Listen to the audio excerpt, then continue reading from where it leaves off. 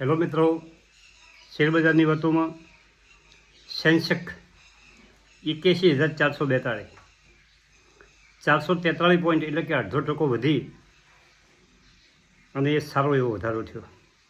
નિફ્ટીમાં પણ 130 પોઈન્ટ 0.5% વધી 24,750 નીચે બંધ રહ્યો. બેંક નિફ્ટીમાં થોડોક વધારો ઓછો હતો, પરંતુ મિડ કેપ અને સ્મોલ કેપના નાનો શેરો કાલે જોરદાર વધતા હતા અને મિડ કેપ ઇન્ડેક્સ 58,303 378 પોઈન્ટ 0.5% આસપાસનો વધારો હતો. એનએસસી ઉપરના શેરો 1,549 વધતા હતા અને 1,038માં ઘટાડો હતો. હવે કાલે જુઓ, કોચિન શિપયાર્ડ 2350 બંધ રહ્યો. 261 રૂપિયા એક દિવસમાં 12.5% વધારો થયો. જે કંપનીની ઓર્ડર બુક મજબૂત છે, જે કંપનીનું સેક્ટર સારું છે, એવો પોર્ટફોલિયોમાં તમારો શેર પડ્યો હોય તો એ સતત વધતો રહેવાનો છે. હવે આજે આપણે એક વાત જે કરવાની છે એ 3 કંપનીઓની વાત કરવાની છે અને વાઘેલા મનહરસિંહ સાહેબનો પ્રશ્ન છે કે આ 3 કંપનીઓ કેવી છે. મિત્રો, આજે 3 કંપનીઓ તમારા પોર્ટફોલિયોમાં તમે રાખી શકો છો, પરંતુ વધારાની બીજી કંપનીઓ તમારી ડિફેન્સ પાવર સેક્ટરની કંપનીઓનો પણ તમારા પોર્ટફોલિયોમાં સમાવેશ કરવો જોઈએ. તો આપણે 3 કંપનીઓની જે એમણે વાત કરી છે, 3 કંપનીની વાત કરીએ તો એમાંથી 2 કંપનીઓ રેલવે સેક્ટરની છે અને એક કંપની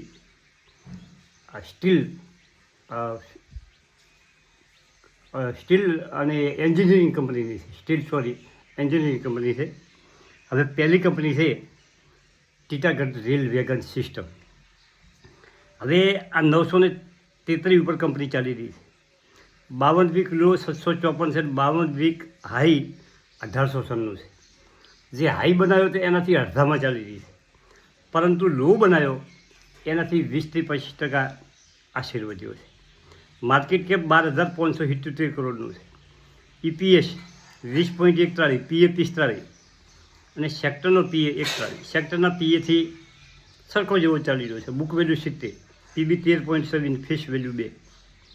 ફંડામેન્ટ ઠીકઠાક છે, સારી કંપની છે, પરંતુ સેક્ટર સારું છે, રેલવે સેક્ટર.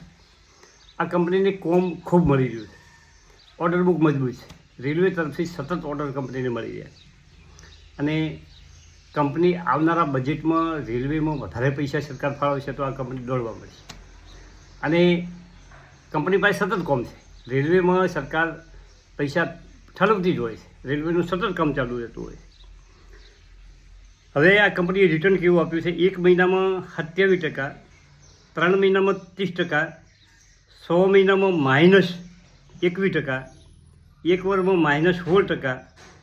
પરંતુ જો હવે આગળ જુઓ કે ઘણા સમય પહેલાં તમારી પાસે પડ્યો હોય છે તો 5 વર્ષમાં 2,787% રિટર્ન આપ્યું છે. મિત્રો, લોંગ સમયમાં રિટર્ન મળે છે, એ દેખાઈ આવે છે. હોલ્ડિંગની વાત કરો તો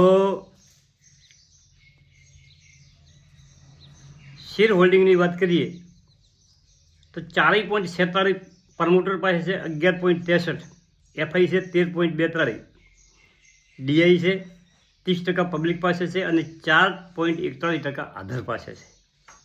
એના વેચાણની ઓકળાની વાત કરીએ મિત્રો તો 2,779 કરોડનું વેચાણ કર્યું છે. 283 EBITDA છે, એટલે કે એનું વેચાણની ખરીદી બાદ કરતાં 2,283 EBITDA છે. 80 કરોડ કંપની વેચ ચૂક્યું છે, 55 કરોડ ટેક્સ ચૂક્યો છે અને 147 રૂપિયા એક ક્વાર્ટરમાં નફો કર્યો છે. હવે છેલ્લા ક્વાર્ટરમાં એટલે કે માર્ચ 25માં 464 કરોડનું વેચાણ કર્યું છે અને 3,853 કરોડનું વેચાણ કર્યું છે. 464 કરોડ EBITDA છે.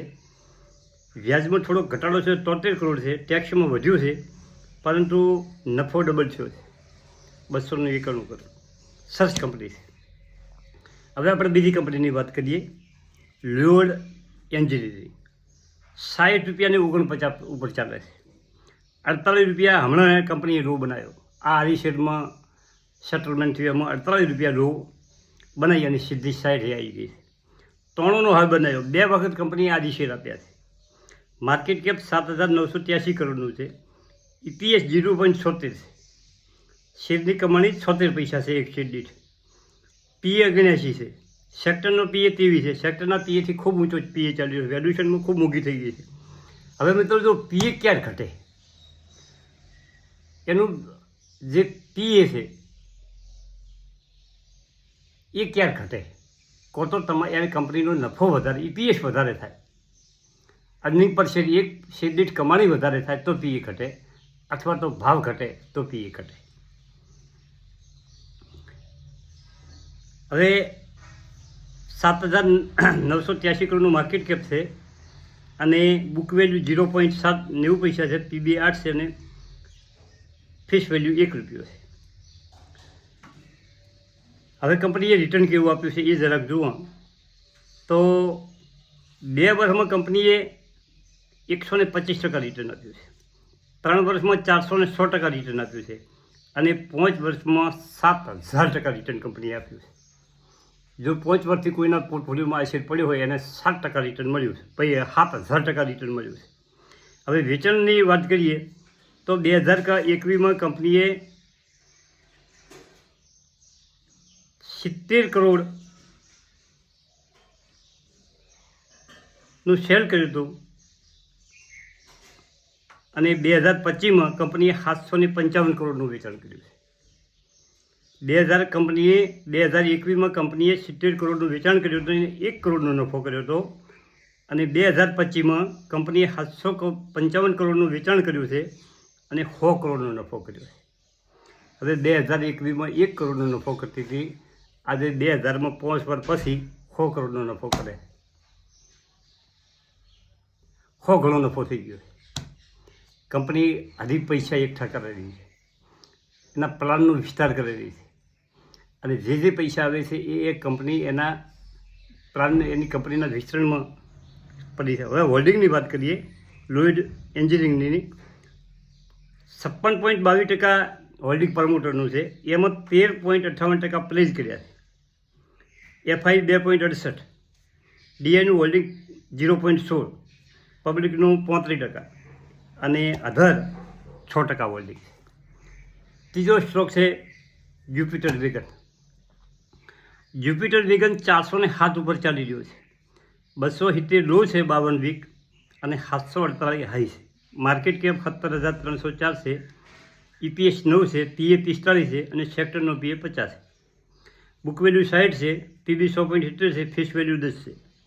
જ્યુપિટર વેગન ફંડામેન્ટ સરસ ફંડામેન્ટ છે.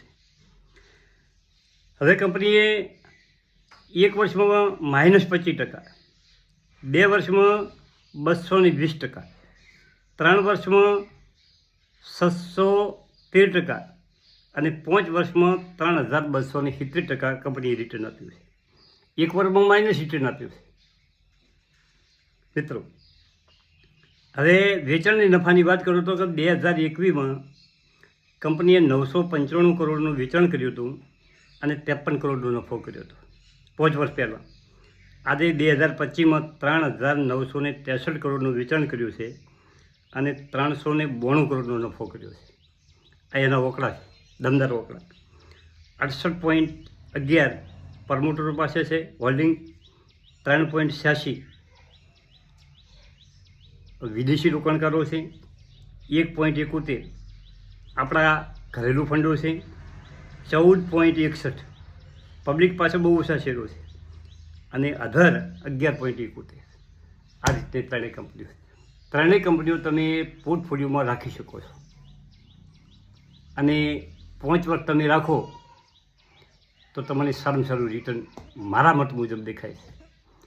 કોઈ કંપનીમાં કોઈ ગડબડી ના થાય, કોઈ વેચાણની શેર કે કોઈ તકલીફ બીજી કોઈ ઊભી ના થાય તો કંપનીઓ ત્રણ કંપનીઓ દોડે એવી પોઝિશન છે. આમાં મારા પોર્ટફોલિયોમાં લોયડ સ્ટીલના શેરો સારી ક્વોન્ટિટીમાં છે, કોચિન શિપયાર્ડના છે અને રેલવે કંપનીઓમાં જ્યુપિટર વેગન ને ટીટાગઢમાં મારા પોર્ટફોલિયોમાં શેર નથી, પરંતુ મારા પોર્ટફોલિયોમાં રેલવેની RV એના થોડાક શેરો છે. થેન્ક યુ, આભાર.